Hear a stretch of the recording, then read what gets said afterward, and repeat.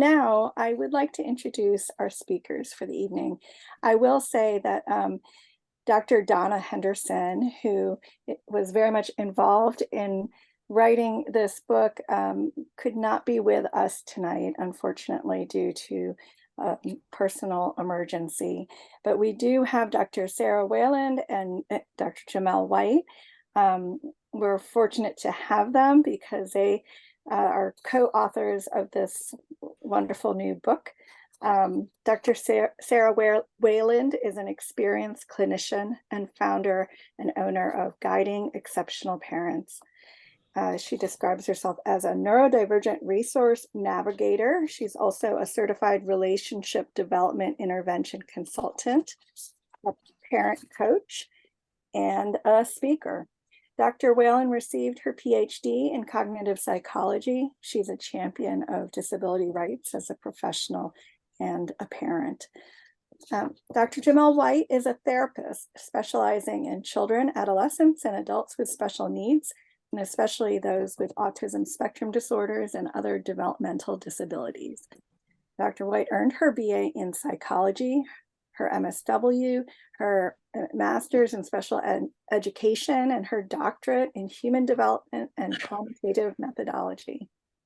Through her private practice, she provides individual and family counseling, as well as consultative services.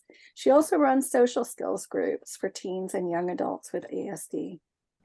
The lovely thing about these two women is that they are all friends of X-Minds, and they should be familiar faces since this is not their first event with us. I want to thank you so much for being with us tonight, Sarah and Jamel. Welcome.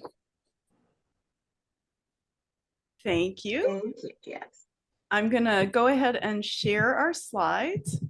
And I just realized I'm here, so give me a second. Okay. Can everybody see that okay? Yes, looks good. Okay, great. Great. Oops. Okay, so we're going to start by introducing ourselves, but actually Melanie already took care of that for us, which is convenient. But I also want to say Donna Henderson was really sorry she couldn't be here tonight. But she is in fact the first author on this book, so she's very important part of the book. And she is a neuropsychologist and evaluates people who are having trouble in life and trying to figure out what's going on with them. And so she does consultation and education.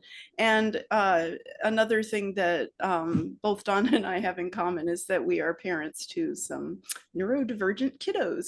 So anyway, so I think you covered all the rest of it. So I'm just going to go to the next slide. These are the two books that we wrote. It was supposed to be one book. And then when about halfway through, we wrote to the publisher and said, hey, this is a really long book. And should we divide it into two? And they said, no, just send it. We sent it. They said, this is a really long book. Maybe you should divide it into two. So we did. And, but the one that's really relevant to this audience and to most people is this, this first one here, the green, I call it the green one. So this is the guide for clinicians and everyone else. And it's Donna, me, and Jamel. The other one is really for clinicians who want to diagnose, and it takes the clinicians through the diagnostic process. And in a minute, you'll understand why it's so important that we provided that. There are a couple of chapters in that blue book that are actually really interesting to me as a parent.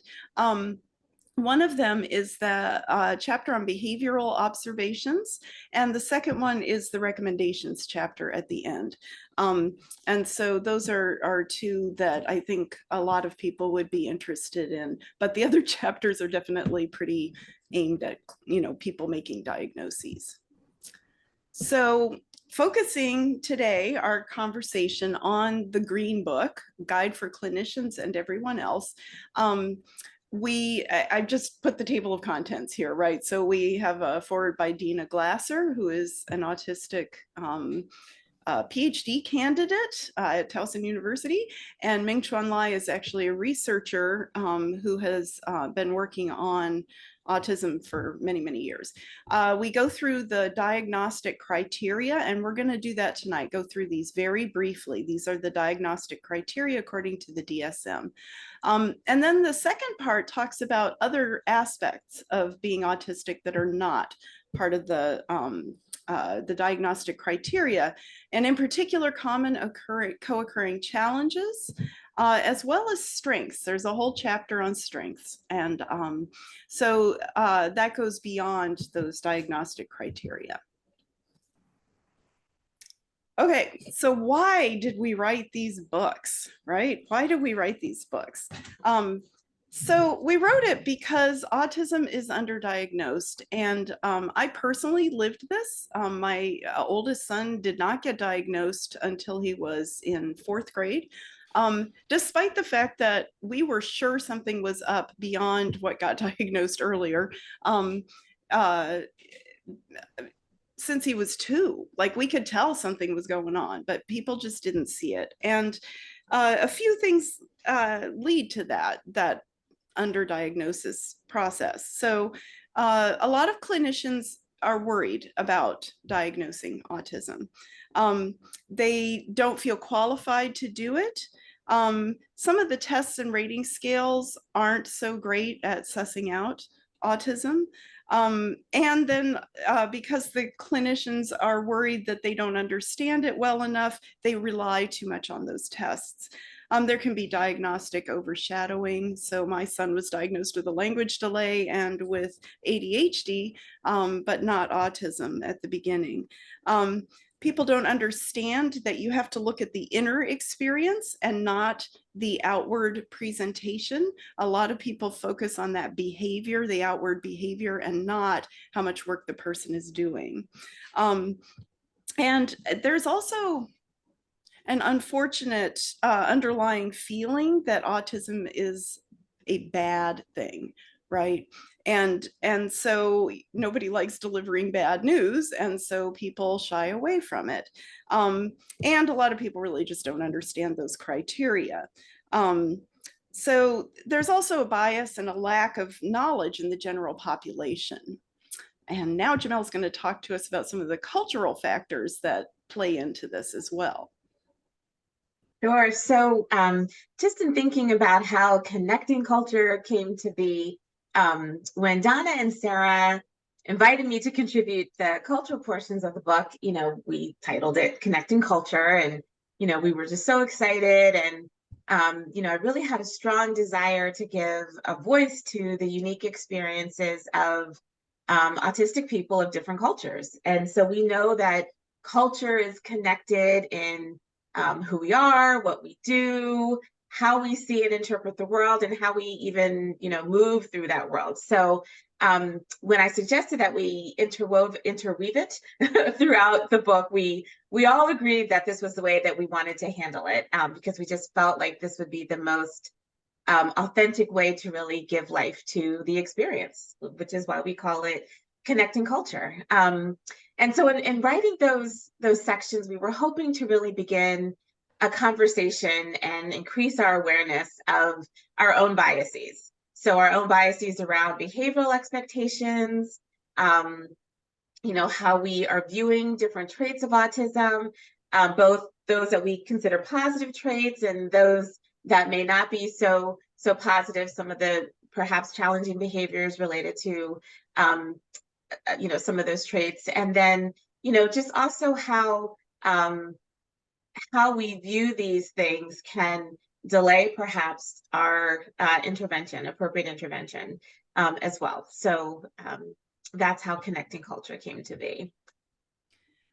And there are sections in the book, like woven throughout, like you said, Jamel weighs in on how culture can impact that. And so the other thing that we just wanted to stress with this slide is that not getting a diagnosis can have serious mental health consequences for people. So, what happens, autistic people are actually more vulnerable to being victimized because they don't always understand the social cues, and people take advantage of that. It's exhausting. And if people don't understand how exhausting it is, then they can place demands on you that are unreasonable. You lose your sense of self. You don't have a sense of who you are as a person because you're always trying to pretend to be something different. And the thing that upset me the most as a parent was missing the support and intervention that my kids needed, getting that earlier as opposed to later. And unfortunately, not being well supported can really lead to long-term problems, massive anxiety, depression, and some other things that we'll talk about in the co-occurring challenges section. Oops, sorry, I keep hitting the wrong button. Okay. So just another little note about culture. I know I touched on this just a moment ago, but just wanted to reiterate a few things about culture. If you look at that beautiful flower, it really just acknowledges the fact that culture comprises several factors, such as race, ethnicity, our beliefs, our attitudes, customs, and so forth. And some of the examples that I might give tonight might only hit on a few of these factors, but I just really wanted to underscore that culture is bigger than just, race or ethnicity. It's bigger than that. And it's just important, again, to acknowledge that intersection of culture and autism, and just to, again, underscore the fact that our cultural experiences and our identity is intertwined with our broader experience as people. And of course, we can't do a deep dive into all of the aspects of cultural considerations. We just really want to give a little bit of perspective for you tonight. And as I say, a lot of times is that when in doubt, when we don't know, we should just simply ask, right? There is no shame in asking, and we should, so that we can have better understanding. And then I just want to say too that anytime we're talking about things such as culture, there is some level of generalities that are spoken. And so all that to say that not all the examples that I might give related to a particular race or particular ethnicity or religious group or what have you, is the experience and perspective of every single person described within that particular culture. So I just want to make sure that I say that out of extreme sensitivity. Okay, so who was the target audience for our book? When we started writing the book, our target audience was clinicians and other professionals. And, we just wanted people to understand what autism was. But as we were writing the book, then we started, what happened to me actually was that I would be learning so much. I learned so much writing this book, right? And so I would learn something about how some aspect of the criteria affected, autistic people. And I would go back into my house at the end of the day and I'd say to my kids, who are both autistic, I'd say, hey, I just learned this thing about, what your experience might be. And is this true for you? And we had some amazing discussions, and I really found I understood them so much better after I was able to have these conversations with them. Some of the stuff applied, some of it didn't, but we always had interesting conversations about it. And my kids were funny about it because they're both in their 20s now, and they I think sometimes I would bring something up and they'd say, I don't think that's a thing for me. But then they would think about it and realize, yeah, it is a thing that happens to me.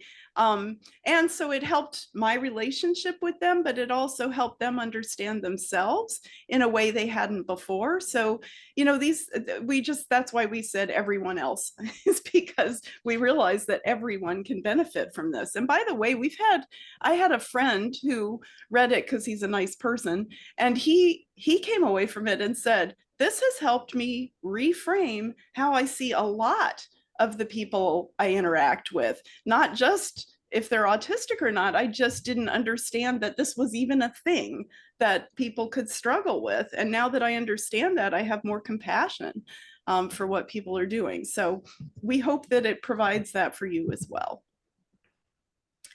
All right, so I'll just talk very briefly about our process. So we worked with several advisory boards and focus groups, trying to get input from lots of different people.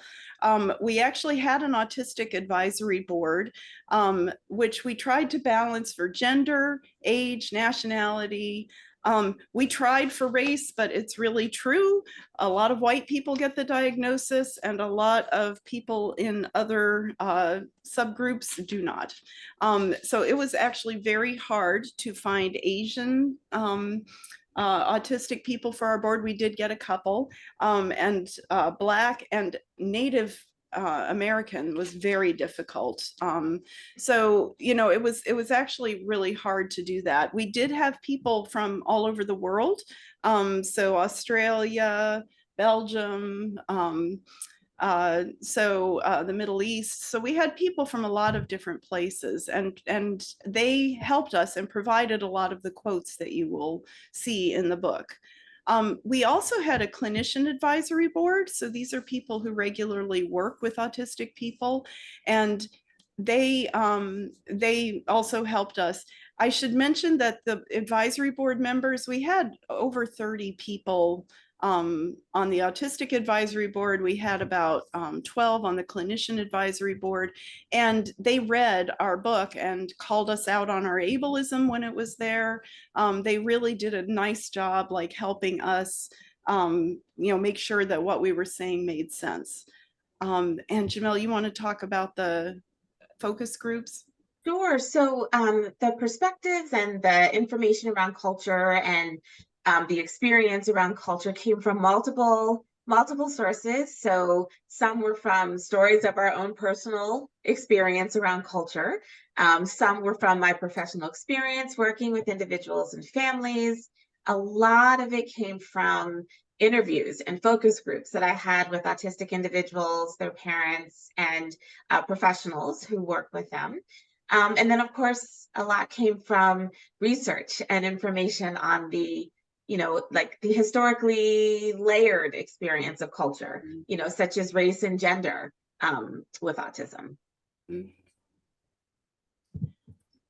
Okay, so how is our book different from other books on autism? And one is that we really felt strongly we wanted it to be easy to read and very accessible to a general audience. We have gotten feedback that we think we may have succeeded on that front, which is good. It's very much grounded in the research. So you just heard Jamel talk about, you know, the research she was using in her parts on culture. We did, you know, there's a lot of research. And so at the end of every chapter, there are pages and pages of references that you can follow up and learn more about whatever topic it is that was being discussed there. We also wanted to spotlight the lived experience of autistic people, not just one autistic person, but a breadth of experiences. So for example, when you heard me talking about my children, I said sometimes they experience this, sometimes they don't. They also had different experiences of the criteria. And so we wanted to give voice to all those different perspectives. And so we tried to do that. And Jamel? So, you know, how this book is different too is just around this cultural humility piece is really just, you know, what was written around connecting culture was really to provide guidance, I guess is one way to think about it, for cultural humility, and that the hope is that it sparks thought and dialogue and reflection, and perhaps even some change. So in thinking about that reflection and change piece, we just want to remember that the humility factor, and that's why we wanted to call it that, you know, is that this is a journey and a process, and there's really no endpoint to this. There's no endpoint to our learning about how culture influences all that we do and how we see the world. And you know, I think what we try to do that is very unique, and hopefully we accomplish this fairly well, is to highlight certain areas where culture is particularly relevant when applied to our thinking about the diagnostic criteria for autism. So some examples might be if we're thinking about nonverbal communication or pragmatic language or parent-child interactions or reciprocity. We just really wanted to give that explicit connection to how culture can be applied to that diagnostic criteria. Oh, so I just love this slide. When I look at this slide, it just, it actually makes my heart smile. It makes my heart smile. So as you can see, it says each person has a unique mixture of abilities and challenges. And that was taken from at the very bottom of the screen. I know it's really small, but it's taken from Understanding Autism, a comic strip explanation. It's like this comic strip character, Archie, kind of explains his experience with autism. And so to me, this just reminds us that we are all beautiful. And yes, there are challenges that come with autism, but there's just so much beauty in it as well. And if you were to look up this comic strip, again, Explaining Autism, which I definitely think that you should, I love how it highlights, again, through Archie, that autism is not a linear thing, right? Although we talk about it, autism spectrum disorder as being linear, it's not. Like it's not like it. When we talk about it like that, it kind of leads people to think there's something as a little bit or a lot autistic, right? But in reality, it's made up of traits, social, like the circle, social, emotional, language, executive functioning, perception, motor. And again, like this slide says, some of these traits are extremely useful and some may cause some difficulties. But again, to me, altogether, it's quite beautiful. And I just wanted to read just a little bit of the comic strip, just to give you a little bit of a flavor in case this encourages you to look it up. So this character, Archie, he's trying to explain, what it's like for him. And he starts off by saying, language can be confusing for me. It takes me longer than the average person to process conversations. And although I'm good at making conversations, it can take me longer than normal to respond. And then he says, but neurotypical people find language confusing too. And it can lead to some people misperceiving who I am. So he goes on to talk about, some more things. And then he goes on to say, the truth is, though, someone who is neurodiverse in some areas of their brain will also be no different to your average person in other areas of their brain. And then he goes on to talk about language, motor skills, sensory, perception, and such. And then he says, see, the autistic brain looks a little bit like this. And it just goes to show, he goes on to just explain the things that are strengths around his autism and areas where there are challenges. And it just, again, highlights that it's beautiful and that we're all beautiful. And like I said, this really just makes my heart smile when I see that. I should mention that my dad's autistic, and when I showed him this cartoon that Jamel's talking about, he loved it so much. Like, he made me print it out and give it to him. He's not really big on the computer anymore. And so he, and he said, I need to show this to my friends. It explains what my experience is. So, he really, I was really taken with how much it helped him. I think it just helped him feel like somebody got it. Yeah. So anyway, all right. So now we're going to spend a lot of time here on the diagnostic criteria, and I'm going to go through each of these different aspects of the diagnostic criteria at a very high level. We actually wrote 2 books about all these diagnostic criteria, so I'm obviously not going to go into that much detail about it, but I'm going to go into a little detail, and Jamel's going to pipe in when there are cultural considerations that we need to take into account. And Jamel, you will also correct me if I'm saying something that's goofy, right? So So the first set of the criteria are that the person needs to have social communication challenges, okay? And you need all three of those. You have to meet criteria for all three of these: reciprocity, nonverbal communication, and relationship management. Then there's what are called the RRBs, or the repetitive and restricted behaviors. For those, you do not need all four of them. You just need two of those. You know, some people have all four and some people just have a couple of them. So that's what you have to meet criteria for. And it's important to remember that this is current or by history. One of the things that can be very hard for late diagnosed autistic people is that they used to have that experience and they have learned to mask or camouflage. They've learned to hide that they're struggling with whatever it is that particular aspect of the criteria is referring to. And so on the outside, it looks like that's not a problem, but on the inside, they're having to work really, really hard to deal with it. So, okay, so we're going to start with reciprocity, and I'll just warn you now that that is the longest one, and so it's going to feel like I'm going on and on, but I promise you that I'll go through the others more quickly. But reciprocity, in my experience, is often one of the things that just is really, really hard. So what do I mean by that? What do I mean by reciprocity?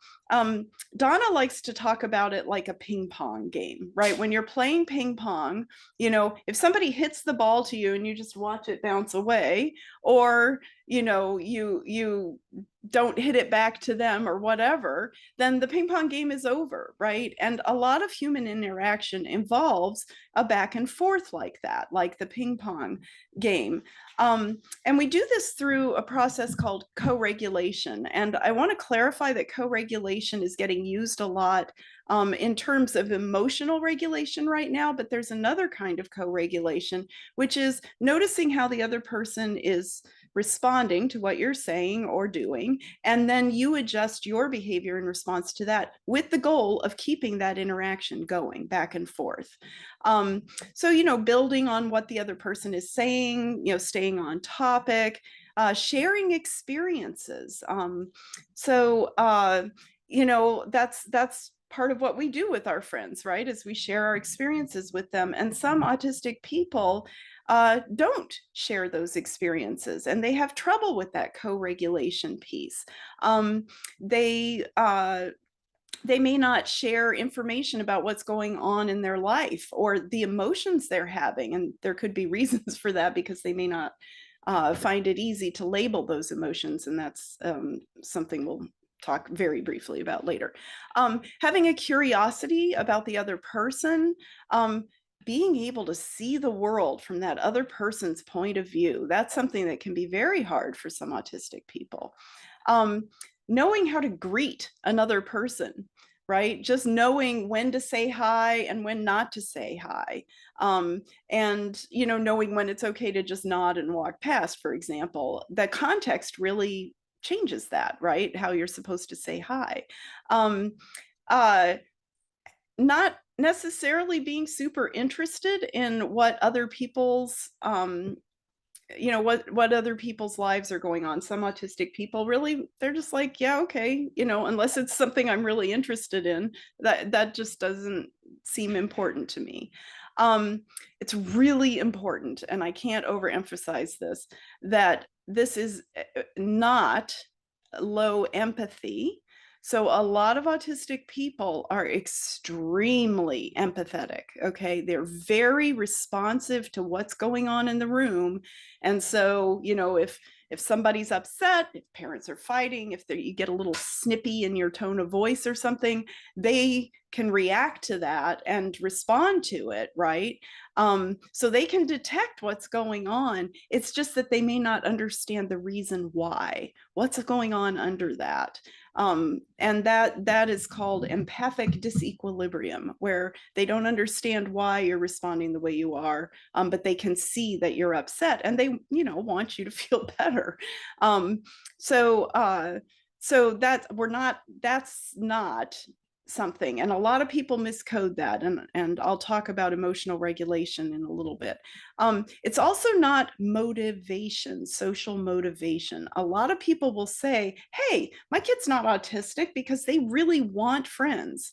That is not what we're talking about here. We're talking about whether they understand how to interact with their friends and how to maintain a relationship and how to read what's going on.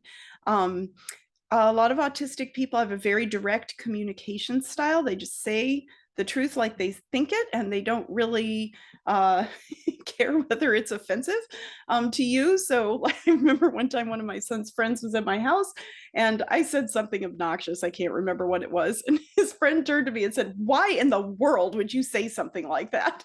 And I looked at him and I said, yep, that was pretty rude of me. Sorry. So, but, so, you know, he was just super blunt and he was super right too. So, sometimes they provide too little or too much information about what they're talking about. So, you know, sometimes you'll have the sort of one word response, but you also have people who just provide so much detail. You're like, I don't need that much detail. And so they have a hard time knowing how much is too much or too little. Being in a group with other kids can be super hard, and they do misunderstand people's intentions. So for example, a classic that I hear all the time is, you know, a kid will be in the hallway, some other kid will bump into them, you know, just a light bump on the shoulder, and they'll be like, that person punched me, or that person was trying to knock me over. And the other kid's like, I was just trying to avoid this other thing. Like, it wasn't that I was trying to upset you, you know. So, you know, just misunderstanding what was behind that. And so these are all aspects of reciprocity. And I wanted to read a quote from the book about reciprocity. So this person said, Mimi says, my brain is working twice as hard in the conversation, taking in and understanding and responding to what everyone is saying, and also thinking about what I said and how everyone reacted and what I will say next, and thinking about how this is the same or different as other conversations I've had. And if I have it again, how will it go? I feel like my brain has to work hard during conversations, right? It's a lot of work. And if you have cultural factors going on, Jamel will explain how it can be even more work. So I'll just touch on this just a little bit. And you know what? It is a whole lot of work. I love that quote, Sarah, by the way. So, you know, we know that much of our social rules are culture bound. And one way our cultural social rules can show up is related to social communication and reciprocity in some ways. And so, you know, I'm thinking about it really more in the sense of like camouflaging and code switching. And this just really stood out in my mind when I was having an interview with an African-American autistic woman.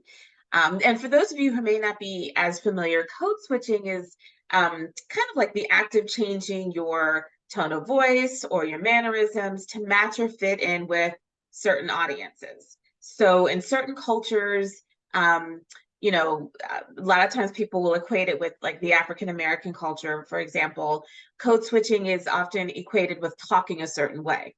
So for many, this is a necessary and often kind of very fluid and fluent ability to code switch that, you know, some people are taught early in life. Okay. And so when you consider this, and that is not unique to autism, code switching is not an autistic thing from the example that I'm giving here now. But if you consider this code switching, so to speak, as an act that an autistic person of color might have to do, then it becomes very complicated and very layered.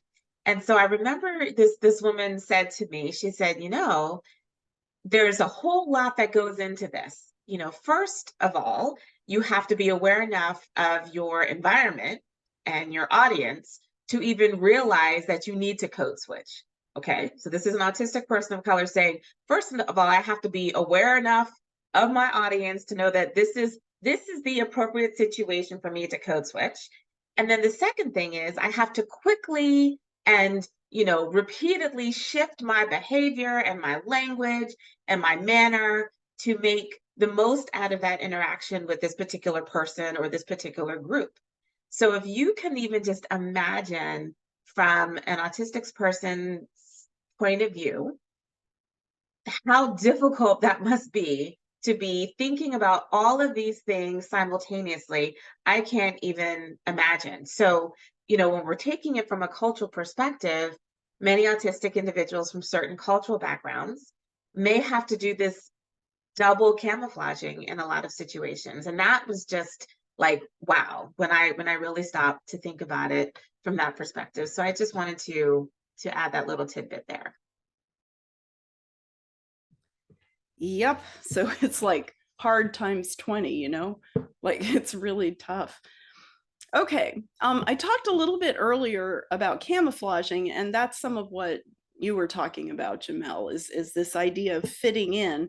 It's also hiding what it is that you are doing, and thinking about, how do I interact in a way that other people will feel okay about me as a person? But it may not be who you actually are as a person. So like if my son's friend was camouflaging, he would have just thought to himself, boy, Oliver's mom's really kind of awful, but he wouldn't have said anything to me about it, because he would have known that that might upset me. And so that's, but instead he was just like, hey, why would you say that? So that's, that camouflaging thing. And girls and women tend to camouflage more. For whatever reason, they tend to realize that something's not right and that they need to hide who they are. So I wanted to talk a little bit about that camouflaging. All right, next we're going to dive, and I said that was the longest one, and now I'm going to dive into the other ones, and we're going to step up the pace a bit. So the second area that people need to have trouble in order to get the diagnosis is nonverbal communication. And what we mean by this is things that are not the spoken word, not what we're saying, but things like how we're holding our body, how close we're standing to somebody, where you're looking, where your gaze is, right? Your voice, like how loudly are you talking? And how much intonation, the melody and rhythm of language is called prosody. And some autistic people have restricted prosody. So I'm going to do a really exaggerated example that nobody talks like this, but if you talk like this, you do not have prosody, right? That's very flat, but some people do have kind of flat intonation. I don't. I have a very expressive intonation pattern. And also speech rate. So knowing how quickly, so if you're talking too fast and the people, you're talking to don't understand you, they say, whoa, whoa, whoa, slow down. Being able to slow down and recognizing that you're talking too fast or you're talking too slow. These are all aspects of just how we use our voice to communicate with people. Then there's things like your facial expressions. So some people have very expressive faces, and some people don't. There's a little girl, the daughter of a friend of mine, and her face is constantly like this. She's smiling like this all the time. And when you look at her, you just feel happy. And at some point I realized, she always looks like that. She always has the same expression on her face, whether she's crying or really happy, it's always the same smile. So that's like, restricted or flat affect. Like if you don't have change in how your affect, how you're expressing yourself. Also, you have to be flexible about it and adapt it depending on the context. So when I'm talking to my very closest friend or my husband, then I allow myself to cry if I'm upset about something. But if I'm talking to my boss, I might try to hold it in that, that situation and try to not get super emotional about it, even if I'm having a big emotion. So you adapt how you're communicating depending on that context. And another piece of this is it's both how you present yourself to the world, but also whether you can interpret what other people are giving you in terms of their affect. So here's a quick quote on nonverbal communication having to do with eye, just understanding where someone is looking gives you valuable information.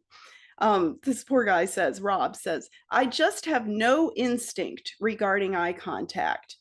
With that, I have no clue when I should or when I shouldn't. So he knows he's getting it wrong and he doesn't know what to do. My older son frequently says, I can either look at you or I can listen to you, but I cannot do both. Eye gaze and processing what's going on with eyes can be very, very hard for a number of autistic people. And speaking of culture, this is very culturally mediated. So one of the things that I love to talk about, I don't know why so much about this thing that I'm about to talk about. It just, to me, it's like really cool to think about. And so if you think about that flower, I guess this might fall more under maybe customs, perhaps. I'm not really sure. But it's this idea of high and low context cultures. And so an anthropologist actually helped to give us this way of thinking about this. And so essentially what a high context culture is, in these cultures, essentially, communication is largely implicit or indirect. So another way of thinking about it is that there's a greater emphasis on facial expressions, gestures, body language, tone of voice, inflection, all these things that Sarah was talking about. So that's high context cultures. Low context cultures, on the other hand, are cultures where communication is more explicit, where we are relying more heavily on the verbal message, right? More of an emphasis on words and how the words are used. So some countries, let's say, that would be high context cultures might be places like Japan or Korea or China, okay? Some South American countries and African countries might also be more high context cultures. So again, more indirect, implicit, facial expressions, that kind of stuff, communication. Countries that may be more low context are like the United States, Australia, Germany, those kinds of places would be more low context cultures. So when I think about nonverbal communication, this idea of high and low context greatly shapes, what's happening in communication. So applying it to autism, I think about, imagine the experience of an autistic person who, by the very nature of having autism, may have challenges reading nonverbals. But this person is also from a high context culture where there is this greater emphasis on facial expressions, gestures, body language, and such. So if this person is coming from a culture where there's a greater emphasis on these nonverbals, there's a greater expectation of that person's ability to read the unspoken, right? So that's just another example of this multi-layered experience shaped by a person's culture. Another quick example, just to kind of bring this home a little bit, is think about the cultural impact on behaviors like eye contact or physical distance or, physical contact even, okay? So for example, in a lot of Asian American culture, in the Asian American culture, again, there are some generalizations that I'm making here, for instance, may speak more softly, right? They might use more indirect forms of expression. They might not maintain eye contact because too much eye contact might be considered disrespectful sometimes, right? In the context of their cultural background. So if we're thinking about culturally, this might be something that we might not see quite as much with Asian Americans. And then if we're trying to say to ourselves, is this lack of eye contact influenced by culture or autism? That's where it can become a little bit more interesting. So just gave that example there. Yep. Okay, moving on. Oops, I must have hit something. Arg. wow, I don't know how that happened. Okay, sorry. So the next and last part of those social communication challenges is relationship management. So understanding how relationships work. First and foremost, understanding how that being in a relationship with somebody actually requires time and energy. It requires you to actually like hang out with the person, or, you know, reach out to them and communicate with them now and again. I find some autistic people are like, so and so is my friend, and then you say, oh, that's awesome. When's the last time you got together? Oh, 4 years ago. So that's not doing a good job of devoting time and energy to that person. But the autistic person may genuinely feel connected to that person, right? So that's a different expectation for how much time and energy you need to devote to somebody to still consider them your friend. You can also, another thing that happens is friendships look different at different ages. So what's appropriate for friends who are in kindergarten is not appropriate for kids who are friends in middle school. And middle school is its own special kind of crazy. But if you are behaving like a kindergartner, it's going to be even crazier for you. And what happens is some autistic people sort of think, oh, this is how friendships are, and they have trouble adjusting as they get older to the new demands of those, you know, the friends at different ages. And Jamel talked a little bit about, you know, the fact that different relationships require different kinds of interactions. So the way you interact with a teacher is different than how you're going to interact with a friend. And some autistic kids have a very hard time understanding that. And so they will interact with the teacher in a very informal way, and the teacher gets offended, and that's definitely a thing.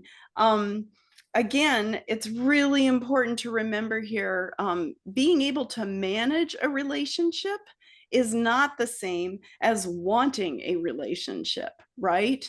Or understanding what needs to happen with the relationship. We're talking about whether you understand and then follow through on that.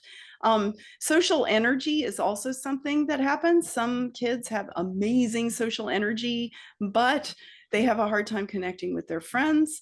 Others have, it's really stressful to interact with other people, and so they can handle a little bit, but they can't handle a lot. And so, you know, they may look like they have low social energy, but they may struggle to do it, you know, enough to make other people feel like they are their friends. Conflict management is something we see challenges with a lot, just knowing that you can have a fight with a friend and then you can make up and still be friends, right? So a lot of these kids, like, one transgression and that's it.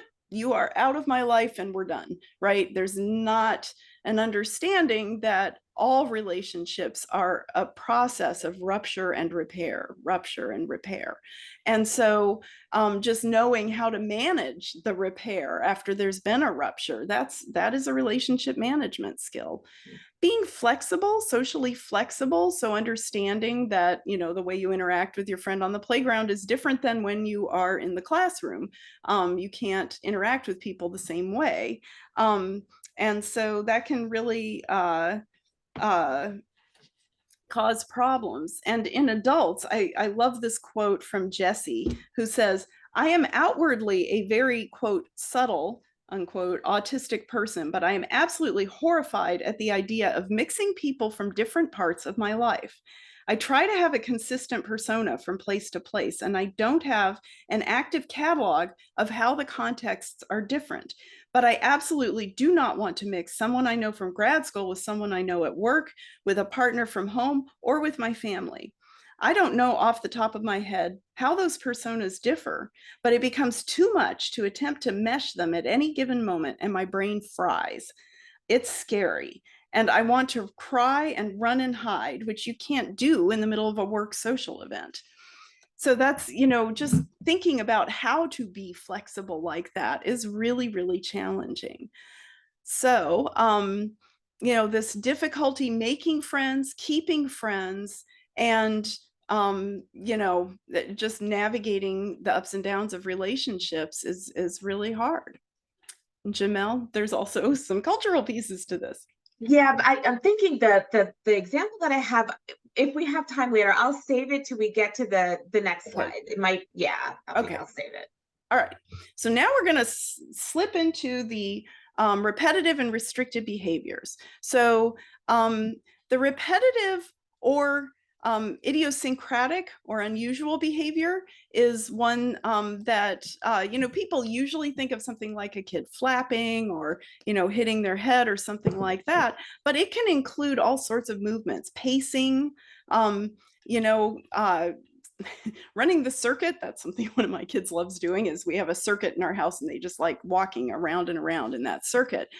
Twirling, you'll see that. One that somebody mentioned when we were asking for autistic experience talked about tooth tapping, where they knew that the repetitive motions were really freaking other people out, so they just learned to sit and tap their teeth in a little rhythm that calmed them down.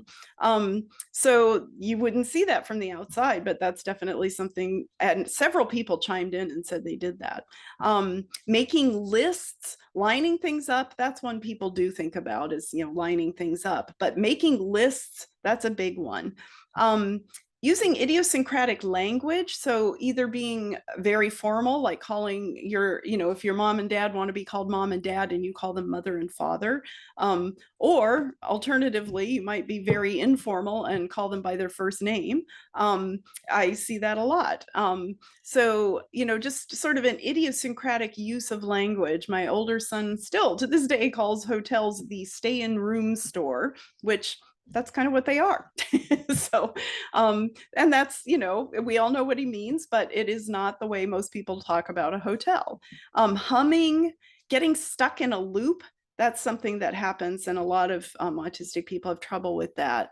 And it's really important to know that these repetitive movements and idiosyncratic behaviors actually are very calming. They relieve stress, they promote focus, and they help people manage their emotions. So when you tell them to stop, it will come out sideways some other way. So, you know, there has been a lot of, you know, quiet hands, like no flapping, right? You know, or something like that. Okay, you can do that, but there's going to be a consequence to that because the kid can't self-regulate, right? So that's an example of, that's what we mean by repetitive or unusual behavior. Jamel, do you have anything to add here? It would help if I unmute myself. No, I have a thought around more inflexibility. Okay. So moving on to flexibility, I think most of us know what that means, right? That means having a strong reaction to a small change in things. And to be honest with you, it's this particular behavior that often brings kids into needing a diagnostic process because they have trouble being flexible. They may need routines and rituals to be the same every time. They may have trouble with transitions.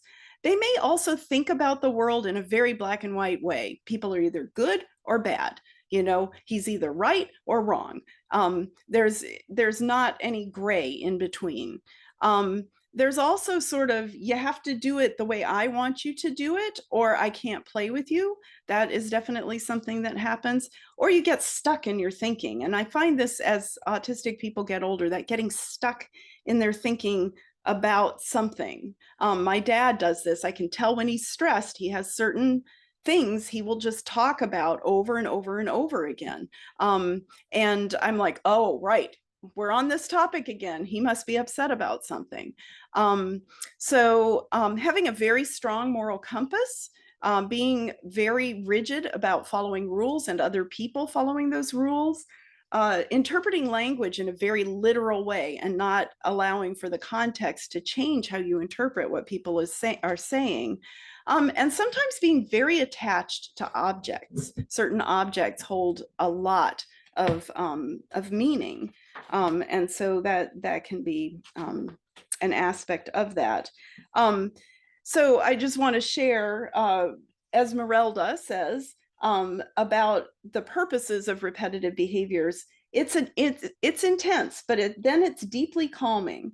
I treat it like painkillers. I don't use it much, even when I need to, because it carries some risk, but it's really helpful when I do it.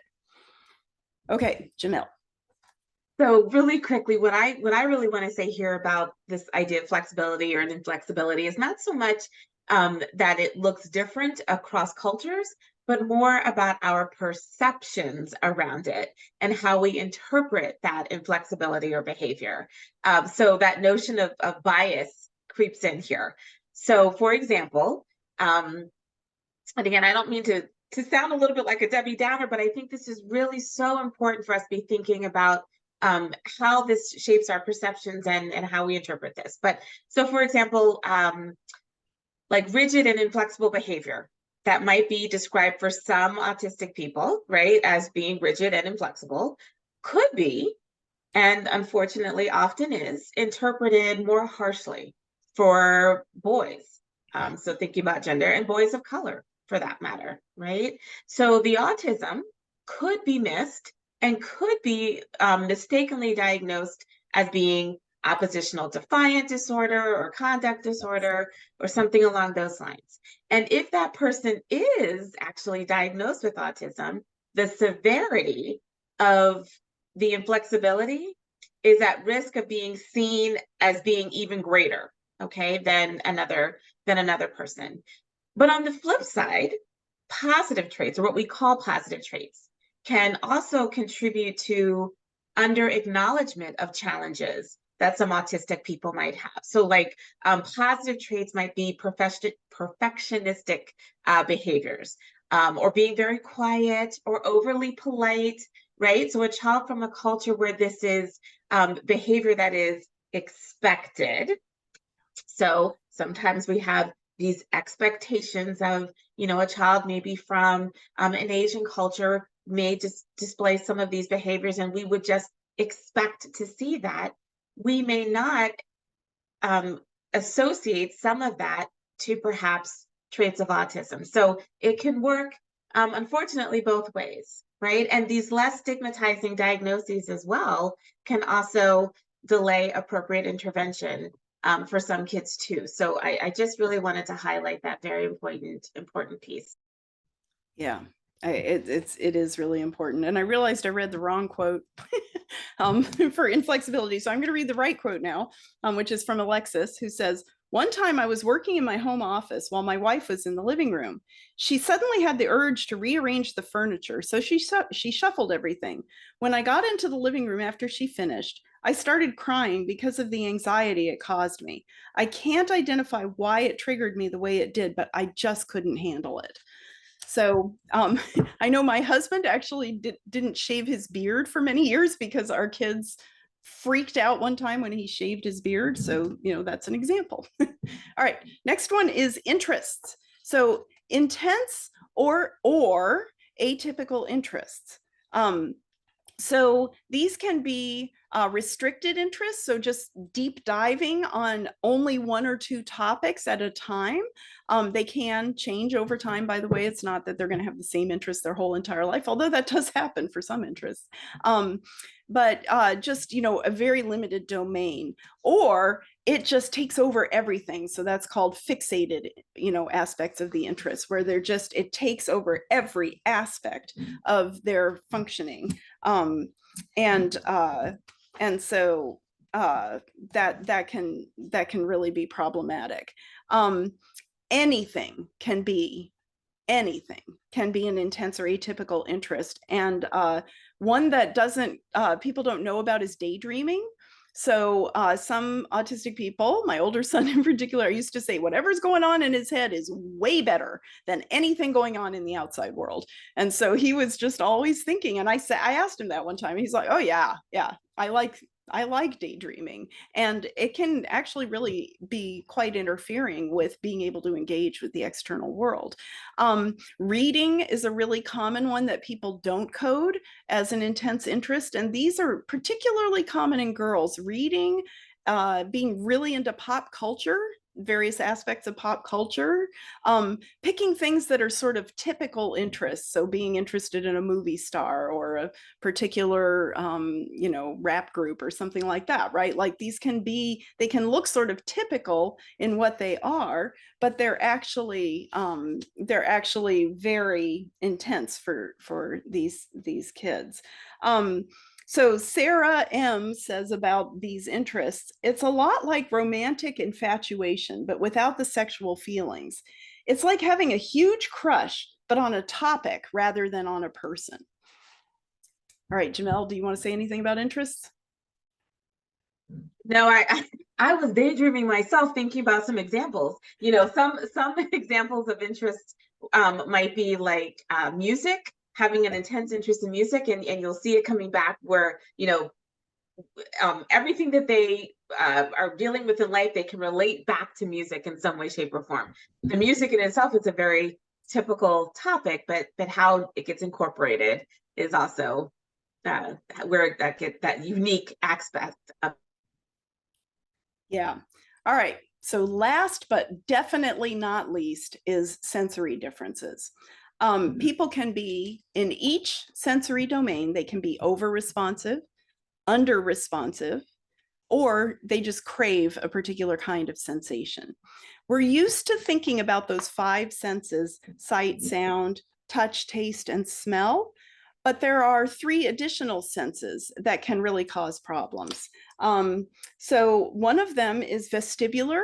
So that's kids who have trouble with vestibular processing. Often this is how we know how we are positioned in space, how we know how our head is oriented, how we know whether we're moving through space.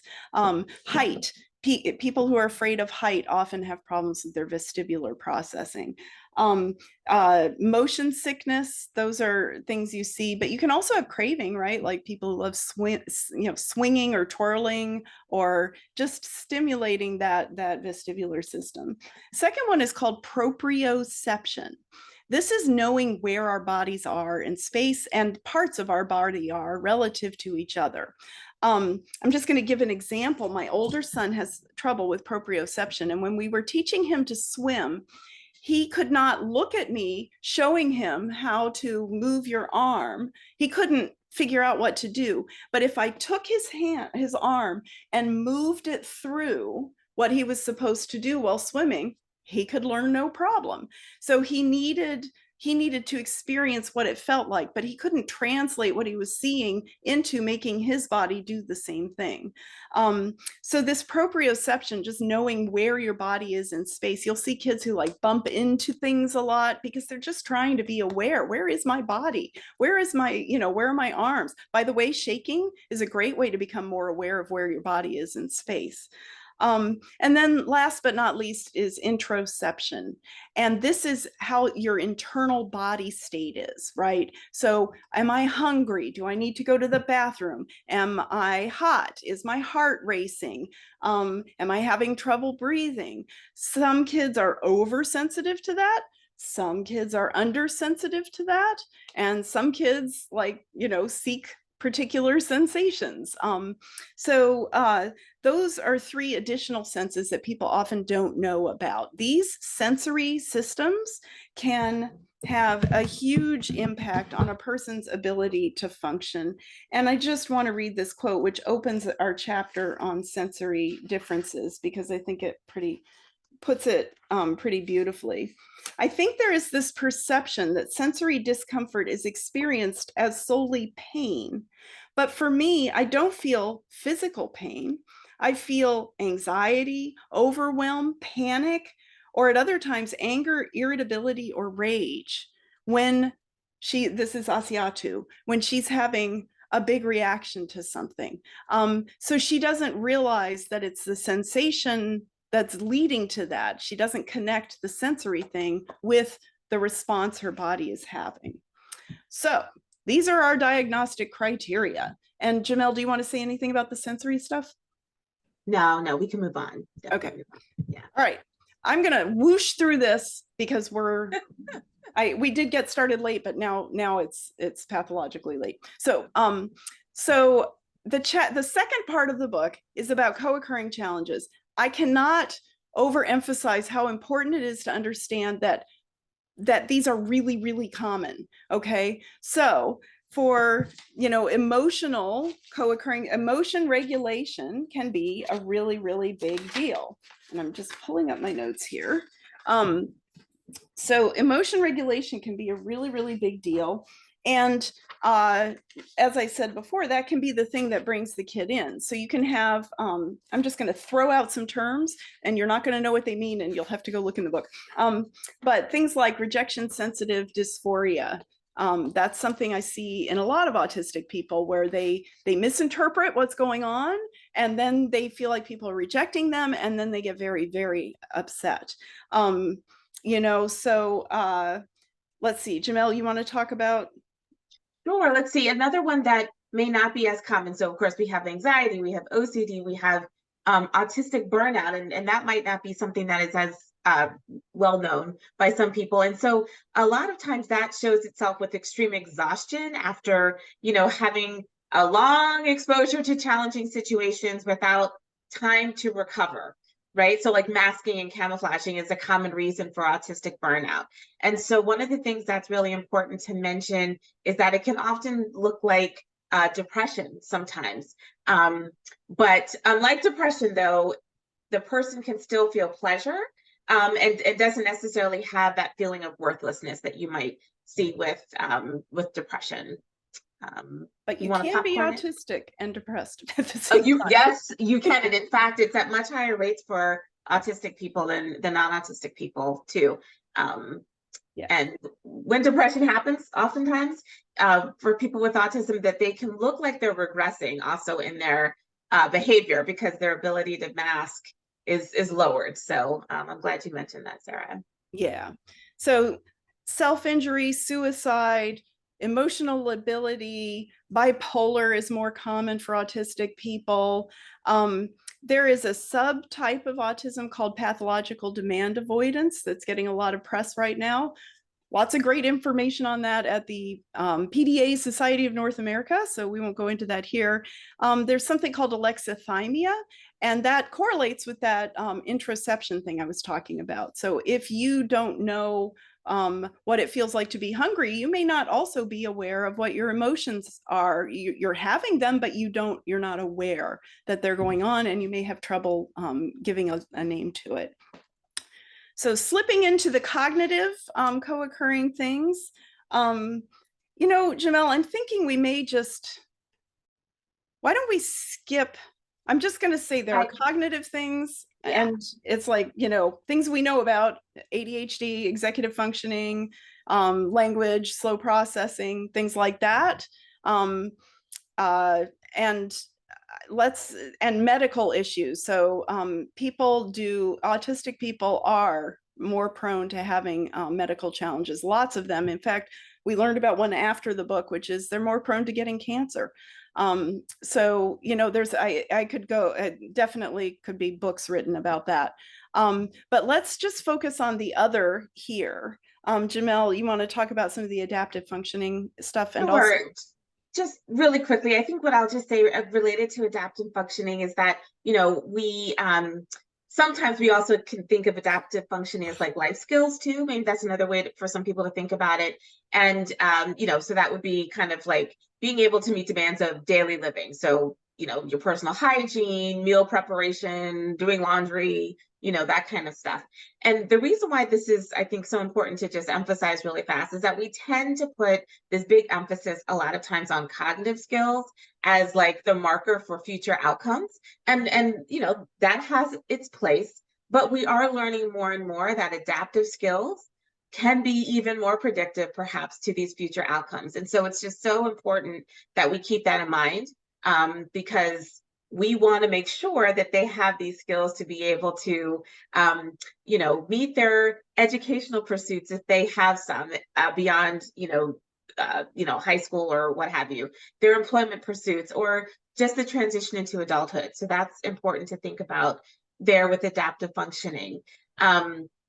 Driving avoidance, what I'll just simply say there is that, one thing is that many individuals autistic individuals may drive later than their average peers. There's a lot that goes into driving that can be very challenging. There's a lot of multitasking, motor coordination skills, attention, right? Planning, visual perception, all of that comes into play when you're thinking about driving. And so this life activity can be very challenging. And then if you think about it from a cultural perspective, I'm sure over the last few years, we've been hearing a lot about some scary situations about people of color and driving and being able to remain safe on the road. And this is an issue that a lot of families are concerned about, whether they are families of color or not. Just what if my child gets pulled over? How do I make sure that my child addresses the police officer in a way that does not seem threatening, right? And so there's a lot of teaching that goes into play with a simple act of learning how to drive. It's not just the act of driving, but the behavior around driving and interacting with other people. What if he gets into an accident? What is he going to do if the person hit him and it's their fault? We don't want him to have a meltdown, so to speak, in front of this person and have this, big emotion dysregulation situation come into play. Yeah. So those are just two big things right there. And I know we ran out of time and we want to make sure we have time for Q&A, Sarah, but there's just so much that can be discussed around all of this. It's amazing. And dating and cultural norms is also quite interesting there too. And gender and attraction. So it turns out that gender variance is there are more autistic people who experience gender differently, right? So trans or so there's who you're attracted to, there's who you think you are, and so that is something, and I think part of that is because the social construct of gender and attraction really does vary. And a lot of autistic people don't really understand the social nature of, how that's differently processed. I hate giving this short shrift, but I'm giving it short shrift. Autistic people have a lot of strengths, and you should read the book. After one of our board members read the chapter on strengths, he had wanted to be anonymous as we credited him in the book. After he read this chapter, he said, I want my full name used in the book. This is going to change the world. He was so excited about this chapter. But in the interest of answering questions, I'm moving on. Just keep in mind, we are all beautifully complex and marvelously imperfect. And you've heard about some of those ways we can be that way. So if you want to know more, our website is This Autism. You can get more information about the book, both books, table of contents, replays of our book launches, which go into a lot more detail. And if you've read the books and you love them, I really hope you will leave a review. It actually helps people find the book more easily. So, Goodreads and Amazon, I hate to say it, but they're the big, big gorillas in the room. Goodreads is owned by Amazon. And so that really helps get the word out about what we cover in this book. And with that, we are done.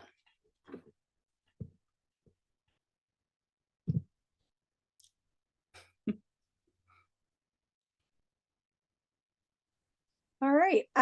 So I'm just going to turn it over to Nora Dudwick, our board president, who has been monitoring the chat for us. Thanks, Melanie. So we have a few questions in the chat, but we also have a lot of questions that were submitted earlier. Some of the questions in the chat, I think, actually were addressed, but I will pose one, which is, what can parents do to help with symptoms such as rejection, dysphoria, or the other symptoms that you talk? What is the role, in short, for parents? Jamil? So I always like to say that, so I'm a mental health provider. So of course I'm thinking we want to definitely provide support and education for parents, right? And I think that's the key factor there is just to be able to provide that support to parents and to recognize, I kind of like to talk about it in terms of emotion marbles a little bit. You know, we have some people are gifted with lots of those marbles, and when we have lots of those marbles, we feel things in bigger ways than people who may not have quite as many of those emotion marbles, right? And so it's just being able to help you understand how your child is wired, and ways to communicate that will not be as triggering, I guess I would say, for your child. That's a quick way of answering that. I mean, sorry, quick and dirty. Yeah. So I work with parents. That's the work I do, is working with parents, and I myself am a parent. So one of the things that for me has made the biggest difference is, so I talked about this intervention, RDI, at the very beginning, relationship development intervention, and the core challenge that we start out with is the idea that because parents are misinterpreting the feedback that they're getting from their kids, so this gets to the point Jamel just made, then they don't interpret it, you know, in the way the child needs them to. Likewise, the child may not interpret what the parent is doing in the way the parent intends. And an example I give is my younger son. When he was a baby, he's got a lot of sensory challenges, right? And so when he was a baby and I would be holding him and patting him while he was crying, that actually made him feel worse. And so he would scream louder, and he was like, "You're hurting me." And I was thinking, I have no idea how to help this kid of mine. Like, I don't know how to help them. And so learning about who he was as a person and understanding why he responded the way he did allowed me to guide him and help him start to understand that he responds this way, other people may respond a different way, right? And this isn't an immediate process. You are shifting, most parents have kids and they want to guide their kids to be able to function in the world. So when we talk about rejection sensitive dysphoria, for example, it's very hard. That one's a toughie. It's really tough. And to be honest with you, William Dodson, who talks about rejection sensitive dysphoria, he says really the best thing is medication for helping with it. So it's basically like, it's just so fast, there's hardly anything you can do. But if your kid is starting to understand why the kid bumped into them in the hall, it's not because they hate them, it's because they tripped over a banana or something, like trying to help your child start to understand the whys in the world is really going to be the thing that helps them with this. And frankly, maturity also helps. Like, little kids can be very reactive sometimes. Sometimes things go sideways as they develop. The other thing I like to do sometimes, Sarah, you just triggered a thought. This is just a little strategy that I'd like to do sometimes, is I play a game of how many alternative possibilities of why this happened can we come up with? I love that. So it's just really helping to increase that flexible thinking about, yeah, I hear you. But let's think about some other possible just situations that could have also contributed to X, Y, and Z. So that's great. That's really great. So, okay. I have a question here. Could you briefly describe again the 3 sensory terms that you use and how they can be addressed? How problems with them can be addressed? Work with an OT. That's my answer. And furthermore, I'm going to give a shout out to Carol Stock-Kranowitz's wonderful book, The Out of Sync Child, new edition, just released this summer. And she goes into a lot of wonderful detail. So the 3 that I talked about were vestibular. So that's moving through space. Proprioception, how your body is positioned, right? Your limbs, your torso, how every part of your head, whatever, just how the parts of your body are positioned. And then the last one was interoception. And by the way, Kelly Mahler, Mahler, has an amazing curriculum for helping kids develop their interoceptive senses. So it's kelly-mahler.com, I think. And she has this whole workbook she can go through, and it's really lovely. I really, really like it. But truly, this is what a lot of OTs do, right? Yeah. That's my advice is get an OT. So she's an OT, right? Isn't she an OT as well? No, Carol is not. Who? Mahler. Kelly is, yes. Yeah, she's Yeah. she's an OT. Yeah. Yeah, sorry. Okay, how can you help your autistic child explore new things and to find new interests and passions? And how do you get your child to be less resistant to trying new things? We all want to know that. Yes, I was like, if I could give a good answer to that, I'd be like a gazillionaire, right? I would just say patience, and trial and error, walking alongside them, right? And sometimes it's also finding someone that can do it with them, who's not mom or dad, by the way. I'm just saying, not mom or dad, to do it with them. And sometimes they're like, whoa, okay. And I like to say, this is just like a little experiment. Okay. Like, I'm sure you are 100% right. This is like the worst idea in the world. And you can come back and tell me this is the worst idea in the world, but I want you to do it. Just try it and come back and tell me what the experience was like. Right. So sometimes it's even just to prove how right you are, but you got to do it first to prove how right you are. Yeah. And then sometimes they're like, well, just explain, to expanding the willingness to try different things. And I like to talk about just right challenges. So, sometimes we think that we're introducing a small thing that they can manage, like, oh, I don't know, we're going to drive. Here's one that got me in trouble. We're going to drive in 2 cars from point A to point B instead of all together in the same car. We think that's like no big deal. We're all going to the same place. My son he really lost his mind when we did that one time. And it was not a just right challenge for him. Like, he really couldn't handle that we were taking 2 cars. So basically, one of the things I like to do is just think about what's the smallest change you can make that will actually allow you to, allow your kid to feel like, okay, this is hard, but I can manage it. I do this with food a lot. My kids are very picky eaters. And so one thing I'll do is I ask them to try things I know they're going to love, like, hey, you want to try a donut? Right. And so then they're like, oh, sometimes she gives me some good stuff, although sometimes she gives me the sweet potatoes, which I want nothing to do with. So, just giving them little things that are new that they may really enjoy, right? So thinking about what that just right challenge might be. And also, like, sometimes the new thing is actually something you will totally love and they'll love it.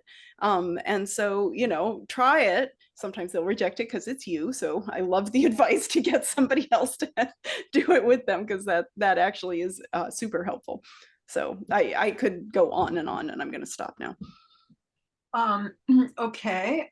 There's a question about how autism presents as a child gets older and how this might differ according to gender. I have to say, this is that's a whole presentation in and of itself. Honestly, I don't even know how to begin to answer that question in 10 seconds. And it can go a lot of different directions, right? Like it's hard to predict. There are a lot of pathways. But that's an excellent question. It really is. Yeah. Okay. Are there any particular guidelines for BIPOC and or non-males? I guess non-males means anyone who doesn't present as male. That could be trans or women.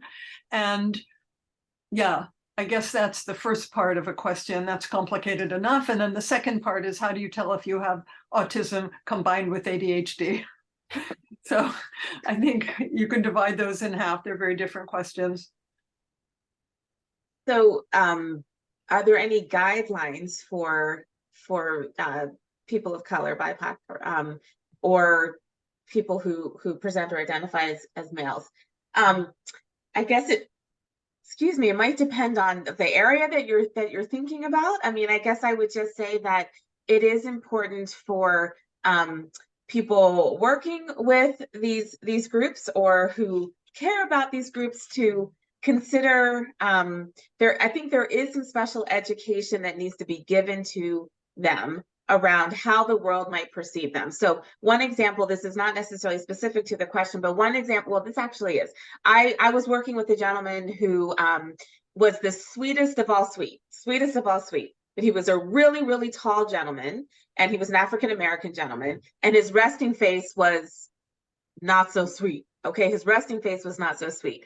And I really had to give a lot of education, literally putting mirrors up to his face to help him understand a little bit better about this might be how you're feeling on the inside, and these might be the thoughts that you're having, like, oh, that's, flowers. I love flowers and sunshine. But what your face is showing to the outside world is something very different. And what the outside world is going to be thinking might be X, Y, and Z. And I remember that was a really impactful kind of educational, session or 2 or 3 that I had with him, and ongoing. Really wasn't just 1 or 2 about that. And so that is a special kind of conversation that I might not have with another person who may be female, or identify as female, or perhaps of a different racial background, and just presence in the world. He was, like I said, a very tall individual, so his presence in the world was also something he had to think about, like space, Sarah, that you were talking about, how you're filling up space in the world. Yeah. And, for women, a lot of women camouflage. And something I'm seeing in my older women clients is that they burn out. Like, it just, like, they get to some point and they just can't do it anymore at all. They're just done. And they have no energy to do anything. And it can be pretty devastating. So that burnout is something I tend to see more in women and non-binary people. They mask more. And so that's exhausting, and there's a cost to it. So that's something I did want to mention. And just to hit on that adult question too, that I'm thinking about the masking point that you made, Sarah, for women who mask and mask quite well, when they are moving into a time when they want to start dating and such, sometimes that can also create challenges and vulnerabilities, because one, they may not be understanding all of those subtle nuances as well as they are presenting that they do. And they can find themselves in situations that can become very uncomfortable for them. But they may not know how to get themselves out of that situation. They may not realize if they're being taken advantage of in some way. So that becomes a whole nother issue, not just for girls, but that is a big one, because they may be presenting as though they understand a whole lot more of those nuances than they may really understand. And so there's a lot of education that needs to come into play there too. Okay, I have a question about ABA therapy here. Do you address the pros and cons of ABA therapy in the book? And from what this writer understands, it appears that ABA can do more harm than good. Can you comment?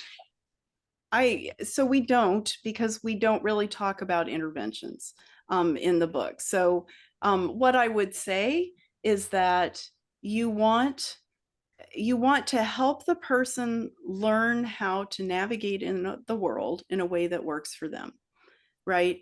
And there are pieces of ABA that can be very helpful. I used ABA to train my kids, to potty train my kids. It was great. It totally worked, and nothing else we tried worked. Only using a very consistent reinforcement schedule worked for them.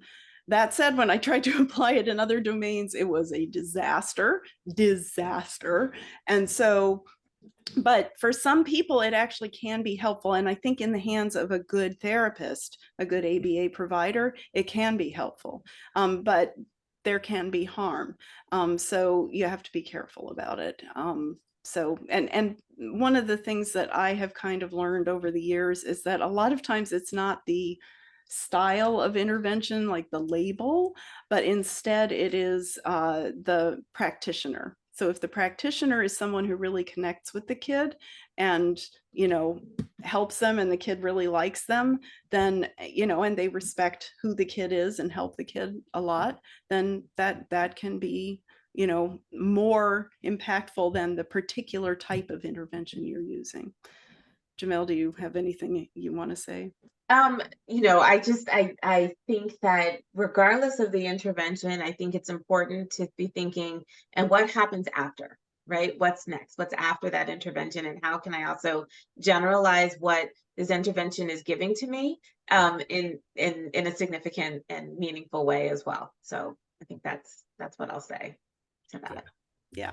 Okay, thank you. We have two related questions on masking, and one is, why do women mask more? And relatedly, could you talk generally about the role of masking for autistic adults? So the first question is, I don't know why, but I know that it's true. Okay. So that's what I can say. I personally think there may be some hormonal mediators of that effect. So estrogen may provide some kind of different, I don't know. Well, estrogen does a lot to the brain. I can tell you, being on the other end of that, that, you know, estrogen definitely has an impact on how you think about and interact with the world.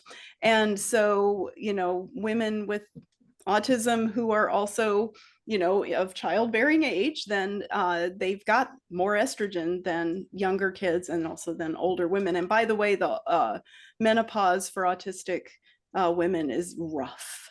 It's rough. So anyway, for some, not all. Okay.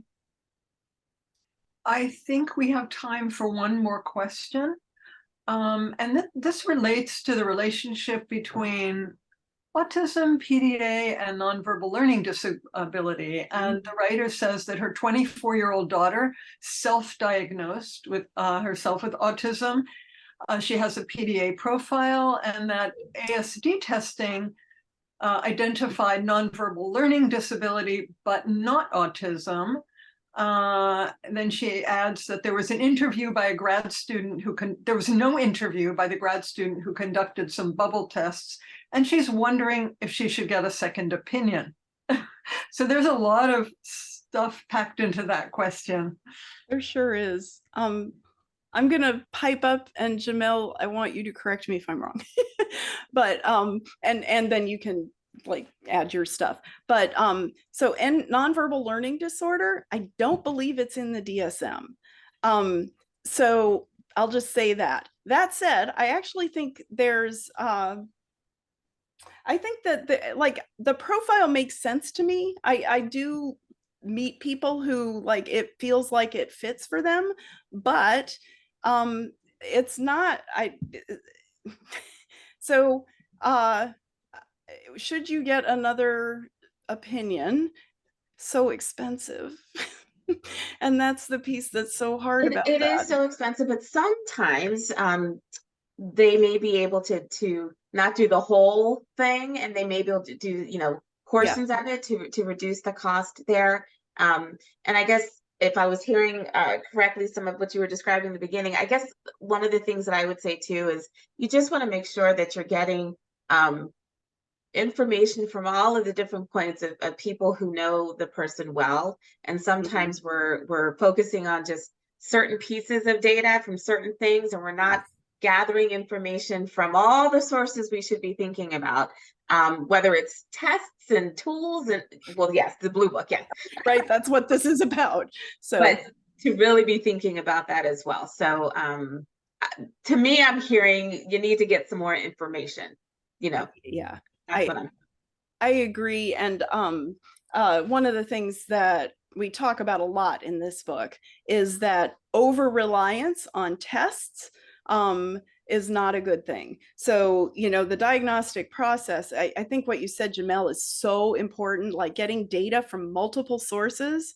So teachers and community, you know, people who are in the community and parents and, you know, anybody who interacts with the child in different contexts can really help you understand what's going on. And people from their past, because remember, it's current or by history. And so interviewing people from, you know, earlier in the person's life can also be very telling. All right. I think that will do it. I just want to say thank you so much, Sarah and Jamel, for spending the evening with us and giving us so much great info. And I just want to tell everyone that it's just scratching the surface. There's so much more in the book. So is this autism.com. definitely go there. And I want to thank everyone for coming tonight and being patient with us. We here at X Minds are marvelously imperfect. And you're beautiful. As we are, yes. Yes. But please, I think Annie has put it in the chat. She had it up a while ago. If you can go to the link and fill out, it's honestly, I think it's 2 questions, a short questionnaire. Your feedback really helps us plan these events for you. And I just want to say, we have so much more in store for the rest of the program year. Go to xminds.org and get on our mailing list so you can get the notifications for future events. Thank you so much, everyone, and have a good night.